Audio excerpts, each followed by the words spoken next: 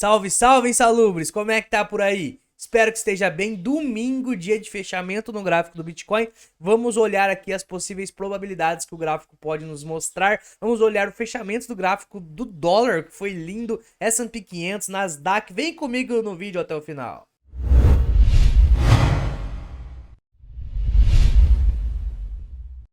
Direto para os gráficos aqui, rapaziada. Hoje vamos fechar a semana aqui no gráfico do Bitcoin, mas vou começar com S&P 500, Nasdaq, mercado tradicional, depois a gente vai para o mundo das criptomoedas, beleza? Começando pelo dólar, cara, a gente teve algo bem interessante acontecendo aqui no dólar, que foi basicamente no semanal, ele recusando novamente a média de 8, a média de 21, ele caiu só na sexta-feira, menos 0,85%. Se a gente coloca no diário aqui, a gente consegue enxergar aqui, ó, uma baita queda no dólar. A gente consegue enxergar também claramente uma linha de tendência de baixa aqui sendo formada no dólar, né?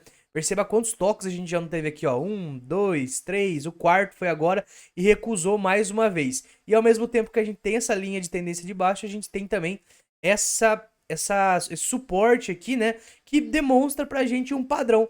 Esse padrão é o triângulo que normalmente ele rompe para baixo, tá? Quando a base dele é mais reta assim e a parte superior ela vem apontando para baixo com uma linha de resistência igual tá sendo, normalmente é um padrão que acaba rompendo para baixo. Então o dólar, se continuar caindo, a gente pode ver aí movimentos interessantes para os mercados voláteis, beleza? Quando a gente olha aqui para o semanal do dólar, parece-me, né, olhando assim claramente, que ele tá fazendo mais um topo mais baixo que o anterior para uma próxima pernada e vim testar esse fundo anterior aqui. Vamos ver, né, rapaziada? Vamos ver. Olhando pro S&P 500, cara, S&P 500 tá lindo, né? A gente já mostrou algumas vezes aqui. Ele tá praticamente em topo histórico. Daqui quantos por cento, ó? Pô, daqui 7%, pouquinho menos, né? Pouquinho mais, na verdade, porque ele deu uma quedinha nessa semana. Vamos ver certinho aqui, ó. 9% ele chega lá no topo histórico. Quando a gente olha no gráfico diário do S&P 500, ainda tem espaço no curto prazo para continuar uma correçãozinha e vir na média de 8.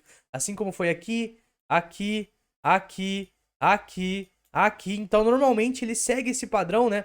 De usar a média de 8 como suporte. Ele tá só na de 21 até agora. Então teria um espacinho pro RSI dele também vir um pouco mais abaixo e ele tocar aqui na média de 8 para voltar a subir. Assim como foi aqui, ó. Olha só como é que foi interessante. Tocou na média de 8, voltou a subir, tocou na média de 8, voltou a subir. Então ainda tem um espacinho no curto prazo para ele conseguir fazer mais uma correçãozinha, até porque ele já tá subindo quase 90 graus aqui, né? Vários dias seguidos de alta aí no S&P 500. O mais bacana de tudo é que os dados econômicos estão vindo favorecidos para o mercado voláteis, né? A gente teve aí o payroll na semana passada, que veio basicamente favorecendo mercados voláteis. A gente vai ter inflação nessa semana, temos que ficar muito atento nesse movimento que vai vir aí com a inflação, né? Porque a inflação é justamente o que o Fed está tentando combater com esse aumento da taxa de juros. Se ela continuar caindo, o que na minha opinião, posso estar completamente enganado, o que na minha opinião vai acontecer, cara, muito interessante que pode vir a acontecer aí nos gráficos, beleza? Voltando aqui para os gráficos, eu já vou pular direto para Bitcoin, né? Porque a Nasdaq tá bem parecida com o S&P 500 e quando a gente pula aqui para o Bitcoin, a gente enxerga claramente aqui no semanal, vamos começar com o semanal, que vai ter o fechamento da semana hoje, né? A gente enxerga claramente no semanal uma tendência de alta, né? A gente já vem tendo essa tendência desde novembro, fundos mais altos e topos mais altos que os anteriores, porém, a gente enxerga também essa resistência que ele tá tocando exatamente agora, que foi esse fundo aqui atrás e é 0,5 de Fibo, né? A gente já analisou algumas vezes isso durante a live, mas eu vou replicar aqui novamente, porque a gente sempre vai trazer essas análises, ver se mudou alguma coisa, né? A gente consegue enxergar que ele tá batendo resistência exatamente em 0,5 de Fibo, que faz confluência com esse fundo anterior aqui. 0,5 de Fibo é uma das resistências mais importantes aí de Fibonacci, beleza? Quando a gente olha também para o gráfico semanal, a gente enxerga um padrão interessante aqui, que é um padrão de xícara dos deuses, né? Olha só a alcinha da xícara sendo formada exatamente agora. Essa é uma xícara bem conhecida aí para quem faz análise técnica, ó, a fumacinha saindo da xícara e normalmente quando a gente tem essa xícara aqui, caso ele cumpra, né, esse padrão, a gente busca alvos parecidos com esse aqui, 47 mil dólares. E daí já faz confluência com uma análise que eu já fiz aqui. Caso ele realmente faça essa xícara, eu já fiz isso aqui algumas vezes, a gente replica, né, o movimento do fundo anterior e faz aí até o começo do bull market, antes do bull market. Perceba aqui que aqui começa o bull market alta infinita. Eu vou fazer isso antes, né, pegar desde o fundo até antes do bull market, que é a fase que a gente tá vivenciando. Olha só que interessante, a gente pega aqui, ó, o fundo, coloca junto com o fundo e daí faz esse movimento. Ele chega até os 40 e poucos ali que foi, aonde a xícara rompeu, né? Depois ele dá uma voltadinha e começa a lateralizar para daí sim vir o próximo bull market. É exatamente isso que nós aqui do Insalubres achamos que vai acontecer com o Bitcoin. A gente pode estar enganado e tá tudo bem se a gente estiver enganado, mas se fosse pra gente chutar, ele iria repetir exatamente o ciclo anterior. Para nós o fundo já foi, aqui foi fundo também, ele começaria essa pernada, começaria a lateralizar mais aqui assim, o ano da lateralidade, né? E depois alta infinita. Vamos ver se vai acontecer isso. E o mais bacana é que por aqui, março, maio, abril ali vai ter o halving. Então daria certinho com o último ciclo, né? Por aqui exatamente seria o halving e daí é alta infinita. Aí a gente já sabe que quando vem o halving vai estar tudo melhor aí no mercado, porque a gente já vai estar com taxa de juros caindo, a gente já vai estar com BlackRock possivelmente tendo ETF, aí a história vai mudar, né? Então indo para um pouco mais perto do gráfico, ainda no semanal, a gente consegue enxergar que a semana, se fechar assim, falta algumas horas ainda para fechar, mas se fechar assim é um fechamento interessante, tá? Por quê? Porque normalmente quando a gente tem dojis no meio de uma tendência, ele normalmente continua a tendência. Perceba como é que foi aqui, ó. Tinha dojis no meio da tendência, ele continua a tendência. Deu mais uma semana de quantos por cento de alta aqui, ó, vamos ver. Mais 12% de alta. Aí depois ele veio e corrigiu, né? Precisava também de uma correção. Ele corrigiu, puta barra de alta violenta, tá tendo doji. Vamos ver se a gente acha outro exemplo aqui. Por exemplo, o contrário também é verdadeiro. A gente teve doji exatamente aqui, 2 semanas de doji até que ele continuou a queda. Então, normalmente, dojis implicam ali em continuidade de movimentação, tá bom? Aqui também, ó, doji, e depois ele continua alta até o topo histórico, ó, doji continua alta até o topo histórico. Então, doji, que seriam esses candles, né, praticamente sem volatilidade, que é exatamente esse aqui que a gente tá vivenciando, exatamente esse que a gente vivenciou 3 semanas consecutivas, esses candles aqui de fundo, só que daí o fundo não tinha nenhuma tendência, né, a gente tava em fundo. Exatamente esses candles praticamente sem volatilidade, eles antecipam explosões. No caso, uma explosão gigante aqui, explosões. Ele antecipa a explosão, mas a gente não sabe qual que é o lado. A probabilidade normalmente é de continuar a tendência, beleza? E daí quando ele continua a tendência, o que ele faz? Uma bandeira de alta aqui, ó. Perceba aqui o mastro da bandeira. A gente tá fazendo a bandeira nesse exato momento.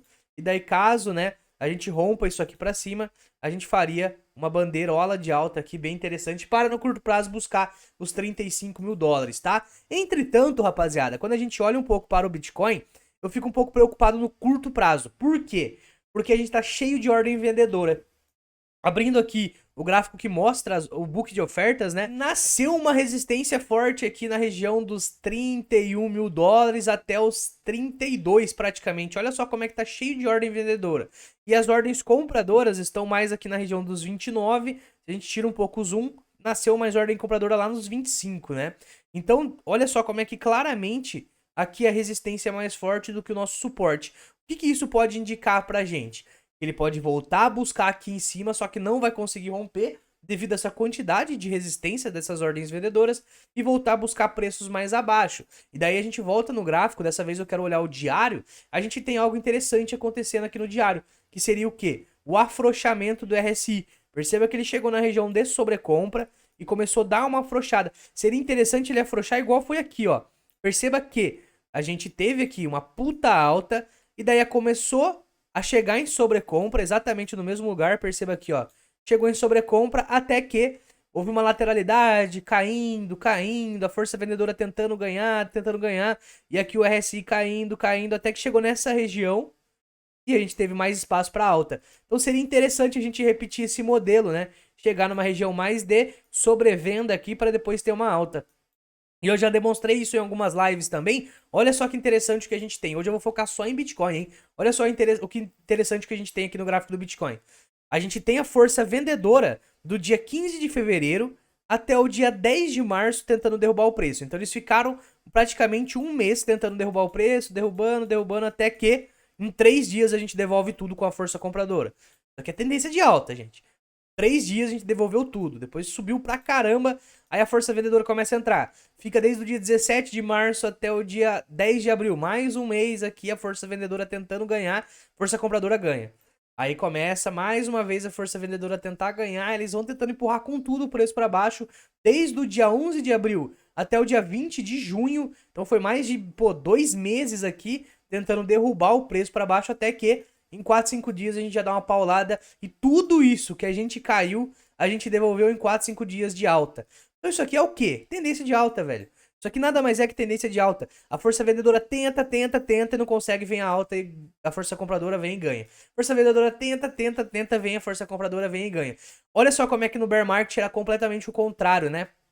A gente tinha queda infinita, aí a força compradora tentava entrar. Tentava entrar com tudo. Deixa eu dar um zoom aqui no gráfico. Força compradora tentava entrar, ficava tentando com tudo, até que, pô, força vendedora vinha com tudo, porque realmente tinha mais vendedores no mercado. A gente enxergava exatamente, novamente, o mesmo movimento. A força compradora tentando, até que em 2, 3 dias devolvia tudo. Olha só o tanto de tempo que eles demoraram para subir aqui, isso aqui, os compradores. E os vendedores ganharam, depois de uma semana já devolveram tudo isso aqui que demorou 2 meses para subir.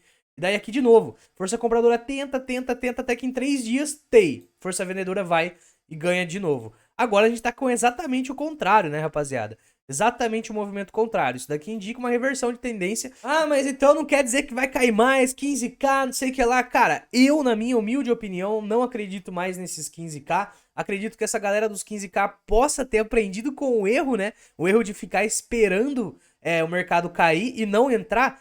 Agora, caso caia, eles vão entrar até mais em cima, 20 mil dólares, não sei aonde, mas acredito que o suporte vai ser muito mais forte, porque esses caras eles vão querer entrar no mercado em qualquer correção, visto que eles estão de fora ali, beleza? Tirando também que o macro já melhorou pra caramba, né? Taxa de juros já tá controlando a inflação. Ano passado a inflação tava descontroladíssima. Agora a taxa de juros já tá controlando a inflação caindo. A gente já vê um esfriamento da questão Rússia e Ucrânia. A gente já vê vários quesitos que estão apontando para um final melhor do que a gente via no passado. A gente já vê ETFs vindo para o Bitcoin, é muito mais notícia positiva do que negativa no momento. Então, a probabilidade de voltar lá em 15, 12, independente de onde for, para mim é muito pequena. Então, eu não contaria com isso. Qualquer queda aí, eu usaria para fazer DCA e a gente já mostrou 1000 vezes aqui no canal que DCA é a melhor estratégia de todas, beleza? Se você gostou desse tipo de análise aqui mais rápida, deixa o like, comenta aí se você concorda, tamo junto e é nóis.